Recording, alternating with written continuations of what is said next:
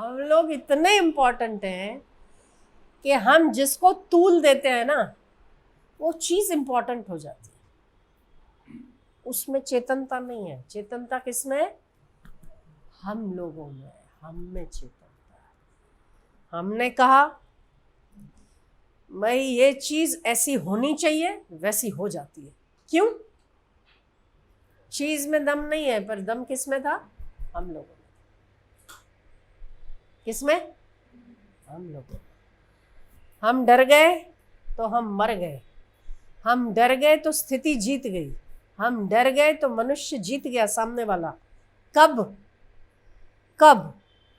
जब हम हारे तब।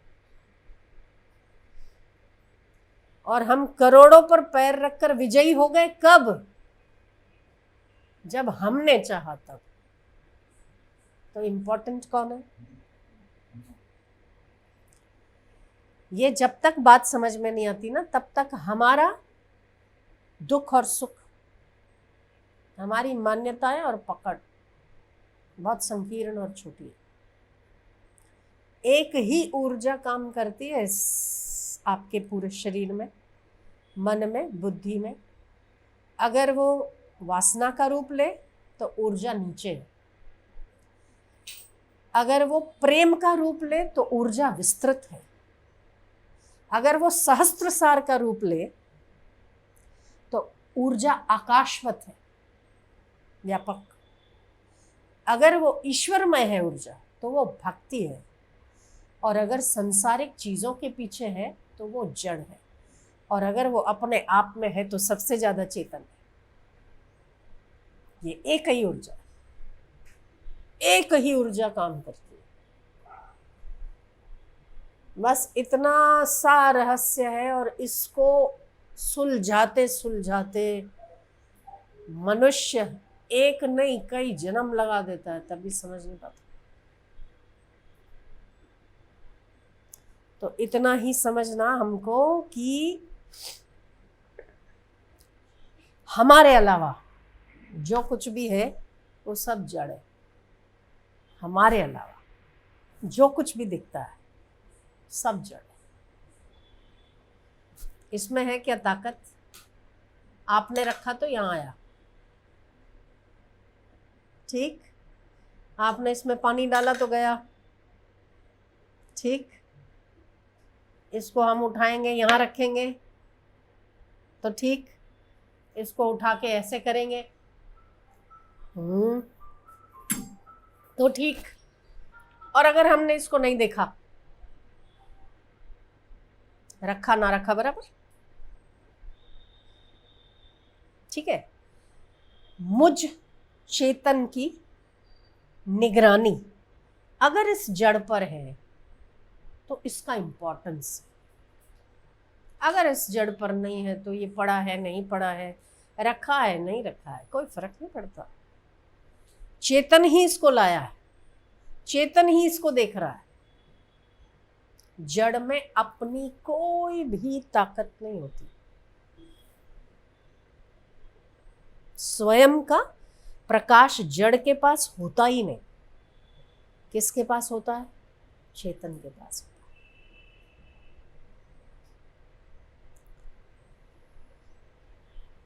पर हम लोगों ने जिन जिन चीजों को इम्पोर्टेंस दे दिया, हमने जिन जिन चीज़ों को महत्व दे दिया, चाहे फिर वो अच्छी हो, चाहे वो बुरी हो, चाहे वो प्रेम वाली हो, चाहे वो कर्म वाली हो, चाहे वो काम वाली हो, वो सारी चीज़ें हमारे लिए बहुत इम्पोर्टेंट हो जाती है। क्यों? क्योंकि हम लोग चेतन।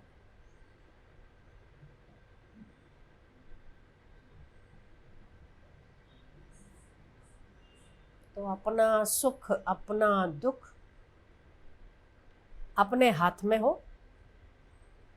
जब तक हमारा सुख दुख दूसरे के हाथ में, तब तक हम जड़ हैं।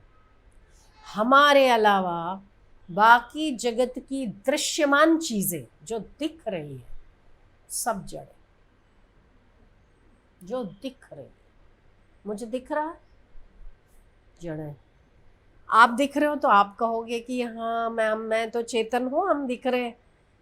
आप मुझे देख रहे हो, हम आपको देख रहे हैं, तो आप तो चेतन हैं, तभी दिख रहे हो। नहीं, जो मुझे दिख रहा है, जो मैंने कहा जो दिख रहा है, शरीर दिख रहा है ना, ये जड़ है।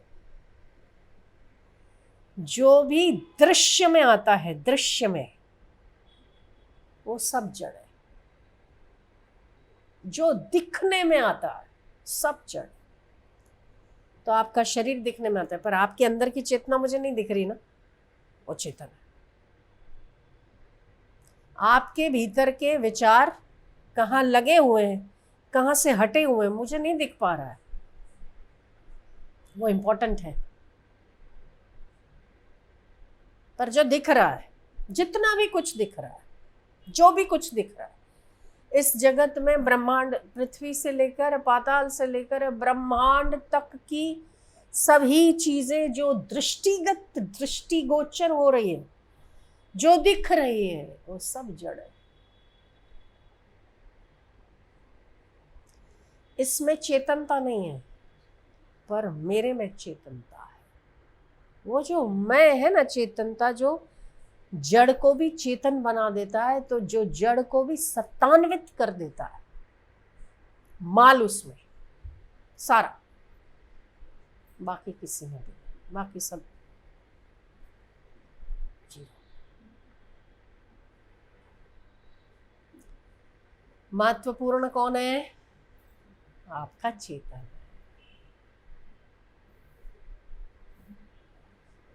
चेतन, सहज, अमल, सुख राशि। आप सुख की राशि हैं, चेतन है, सहज। आप सहज। हमने उलझा दिया है ना बहुत सारी चीजों को, हमने उलझाया, वरना सहज। आपको अपने को जानने के लिए कोई मेहनत नहीं करनी पड़ती, दूसरे को जानने के लिए मेहनत करनी पड़ती है।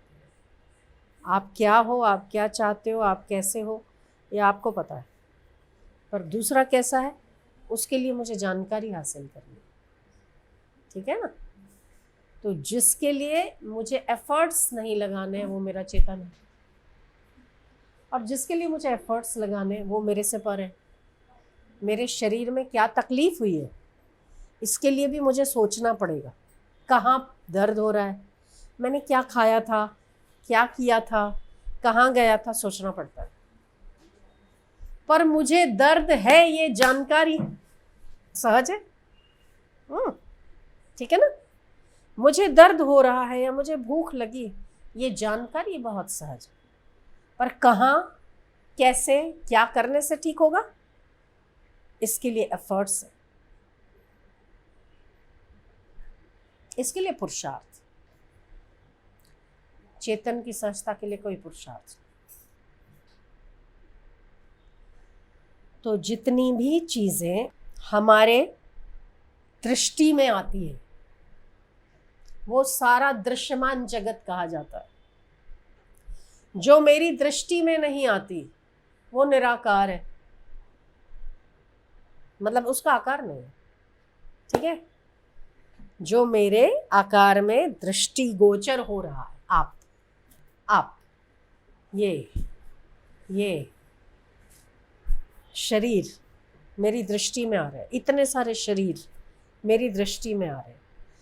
जितनी भी चीजें मेरी दृष्टि में आ रही है वो तमाम चीजें जड़ है।